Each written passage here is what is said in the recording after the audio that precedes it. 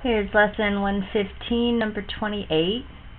I'm just going to be honest and show you how I first tried to do it, which is wrong. The first thing I tried to do is I traded out my sine 2 theta for 2 sine theta cosine theta, because that's what it says on my formula sheet, and then I traded this one out.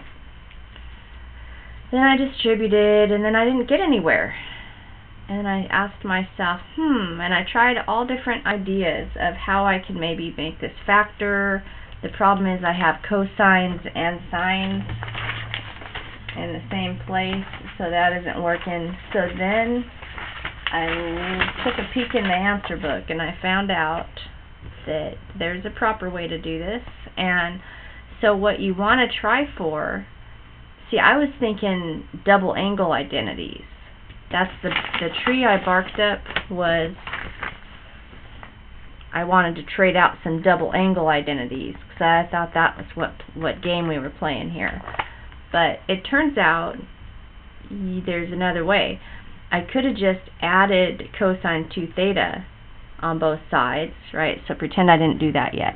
I just added cosine 2 theta on both sides, and then I'm going to divide both sides by cosine 2 theta so I can get a 1 over here. Well, sine 2 theta divided by cosine 2 theta, guess what? It's tangent 2 theta.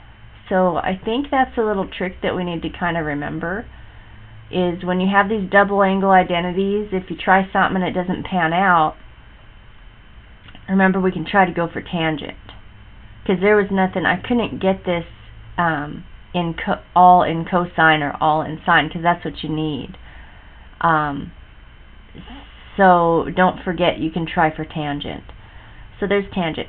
So now I can do this though, because I know that if I inverse tangent both sides, I know what the inverse tangent of 1 is. I know it's 45 degrees, and I know that tangent is positive in quadrant 1 and in quadrant, remember, like all students take calculus, tangent's positive in quadrant 1 and quadrant 3. And so 45 degrees, right? Because it's sine over cosine. So as long as these two things are the exact, as long as they match, anything divided by itself is 1.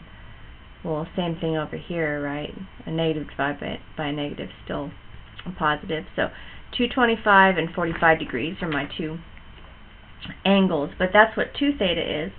So then I have to divide both sides by 2, and I get this, and then I remember that shortcut that says I can, since that's 2 theta, the next one is going to be half, or it's going to be 360 divided by 2, which is 180. I just have to add 180 right here.